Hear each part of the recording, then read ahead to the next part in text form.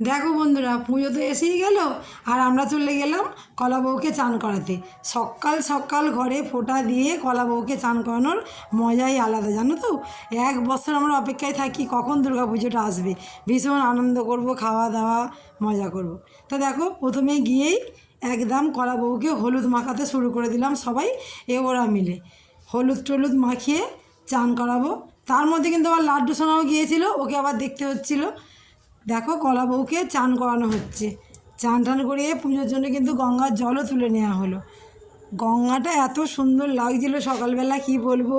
সত্যি এই পুজোর অনুভূতিটা দুর্গাপুজো একবারই হয়তো দারুণ লাগে। দেখো, কলা বউকে চান করিয়ে শাড়ি পরানো হচ্ছে। তারপরে একে একে সবাই মিলে ওরা বরণ করে নিলাম। বরণ টরণ করে এবার আমরা বাড়ি চলে আসব। দেখুন, সবাই মিলে তো গিয়েছিলাম, কলা বউকে নিয়ে একটা ছবিও তুলেছিলাম। আর সব একে একে কেউ পিছিয়ে যাচ্ছে, কেউ এগিয়ে যাচ্ছে। যাই হোক, সবাই মিলে চলে এলাম। কেমন লাগলো অবশ্যই জানাবেন ভিডিওটা। আর সবাই পাশে থাকবেন, পুজো খুব সুন্দর করে কাটাবেন। ধন্যবাদ।